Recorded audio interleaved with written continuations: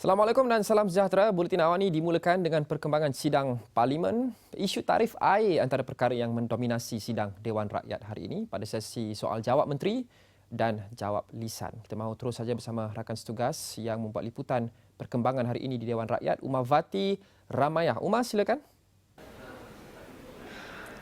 Baiklah, terima kasih rakan setugas di Bukit Kewangan dan saya berlintas langsung dari bangunan Parlimen di mana pembuka acara hari ini adalah amaran dari Yang di-Pertua Dewan Rakyat Dato' Azhar Azizan di mana beliau menegaskan mana-mana ahli Dewan yang mengeluarkan perkataan berbau hasutan biadab atau resis boleh dikenakan tindakan mengikut peraturan Majlis Mesyuarat Dewan Rakyat. Dan perkara ini telah dipersetujui oleh wakil-wakil parti yang hadir dalam mesyuarat dengan beliau semalam. Dan antara lain beberapa isu menarik yang dibangkitkan dalam soal jawab menteri dan lisan pada hari ini di mana adalah mengenai isu tarif air di Lembah Kelang, di mana soalan ini dibangkitkan oleh ahli Parlimen Hulu Langat Dato' Ahsanuddin Mohamad Yunus yang meminta jaminan daripada kerajaan mengenai tarif air di Lembah Kelang tidak akan naik selepas kerajaan menyerahkan loji rawatan air Langat 2 kepada pengurusan air Selangor untuk mengelakkan bebanan pengguna. Dan antara lain beliau juga menyatakan bahawa sebelum ini kerajaan Pakatan Harapan memberi jaminan bahawa kadar faedah yang diberikan kepada syarikat pengurusan air adalah pada kadar nominal dan tidak membebankan. Di mana soalan ini dijawab oleh Menteri Alam Sekitar dan Air Datuk Tuan Ibrahim Tuan Man.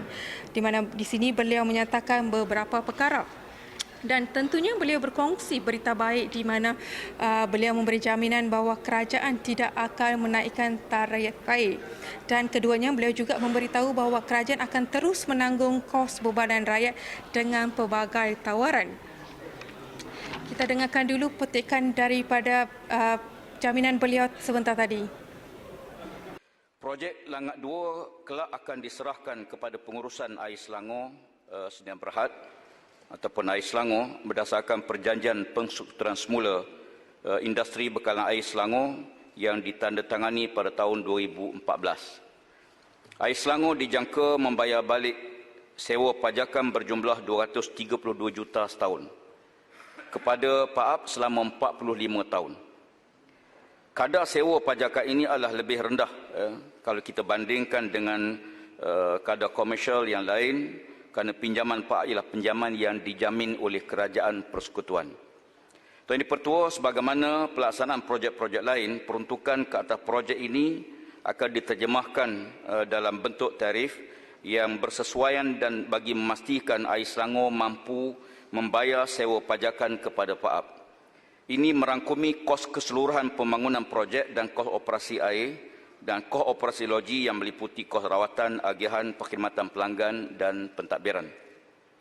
Dalam perkara ini, penting bagi memastikan kemampuan keuangan air Selangor dapat operasi dan rakyat mendapat bekalan air bersih yang mencukupi menjelang tahun 2023. Saya ingin beri jaminan dalam Dewan Yang Mulia ini bahawa sebarang semakan tarif air di seluruh negara, termasuk Selangor, Wilayah Persekutuan, Kuala Lumpur, Labuan dan sebagainya, akan diambil kira soal pelbagai pihak yang terlibat dalam pengurusan air dan pihak Suruhanjaya Perkhidmatan Air Negara sebagai badan kawaselia industri air negara akan melakukan perundingan perbincangan.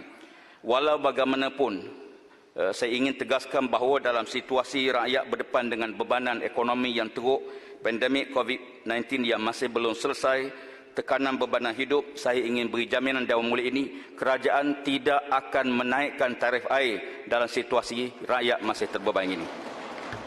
Berarti kerajaan akan menanggung kos dalam situasi susah. Sebagai kerajaan prihatin dengan tawaran pelbagai yang telah diberi, kita jamin bahawa rakyat tidak perlu risau dalam situasi yang kritikal begini. Terima kasih.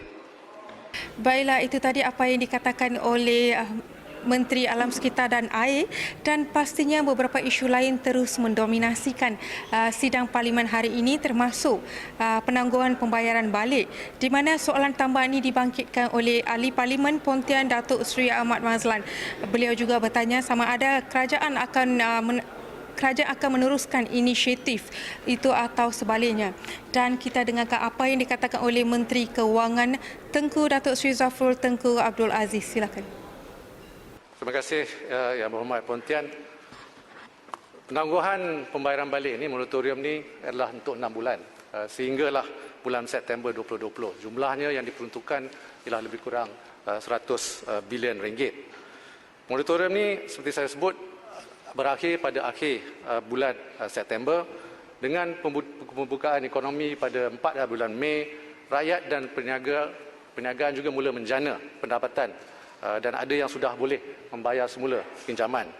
Jadi langkah seterusnya setelah berbincang, masih lagi berbincang dengan bank-bank tempatan ialah untuk membuat pertolongan secara lebih bersasar.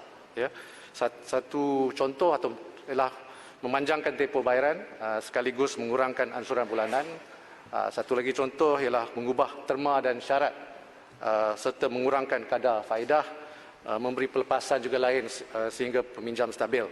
Tapi buat masa ini kita mengharapkan peminjam semua dengan izin meet the banks, jumpa dengan bank dan mendapatkan bantuan daripada APKP dan juga SPPK iaitu skim penyelesaian pinjaman kecil.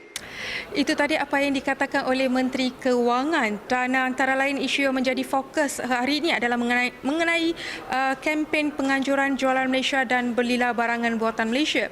Dan selain itu, isu tiket penerbangan ke Sabah dan Sarawak juga dibangkitkan dalam sidang Parlimen hari ini. Dan antara lain pendirian kerajaan terhadap larangan penjualan minuman alkohol bagi mengelakkan isu pemandu mabuk. Dan saya kira itu saja laporan saya dari bangunan Parlimen. Kembali ke Bukit Kewangan. Terima kasih.